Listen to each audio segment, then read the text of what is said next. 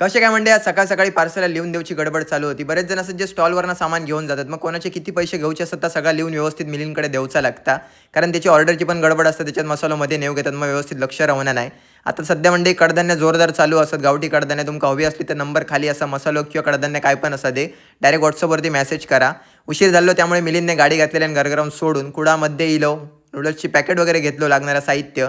त्यानंतर स्कूटी घेतली आणि मी गेले MIDCत आईस आणण्यासाठी. माझा काम रोजचं आहे जसं मी सकाळी गेल्यानंतर पहिलं आईस घेऊन जाते आणि आमका रक्त क्रशवालं ही मशीन असं त्यांची क्रश करूची. स्टॉलवरती लाईट नसल्यामुळे आमका आईसच लागतात थंडाची बॉटल थंड करीत ठेवच्यासाठी. त्यानंतर गार्बेज वगैरे होता आता घेतलंय.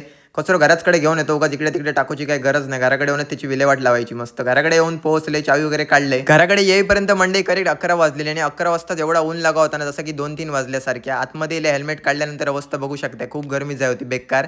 अंघोळ वगैरे करून घेतले आणि सकाळी चाय काय पिऊक नाही होते. इल्यानंतर जाता चाय पिऊन घेतले. तोपर्यंत आई सुद्धा इलेली आणि आज बुधवार होतो आणि आज माझा मित्र पण घराकडे येऊच होतो. त्यामुळे मासे चिकन होता. 2-3 प्रकारचे आईन मासे आणले आणि तोपर्यंत मी इकडे भजी वगैरे खाऊन घेतले. आईन मासे क्लीन करून घेतले आणि तोपर्यंत आई बोलली की एक पार्सल असा 5 किलो मसाल्याचा कुडामध्ये पोहोचवचा असा. तर घेतले स्कूटी घेतली आणि कुडाच्या दिशेने पार्सल दिले. पेट्रोल वगैरे भरलंय. येताना म्हणजे घरात आपणाक मिलिंदला घेऊन येऊचा होता जेवच्यासाठी. घराकडे इलो तोपर्यंत मित्र आणि सुद्धा इलेले. प्रजेश सातार्डेकर मंडई तुम्ही सकाळी उठलो फेम तुमका माहितीच असतलो. आईन मस्त गप्पा गोष्टी वगैरे मारल्या.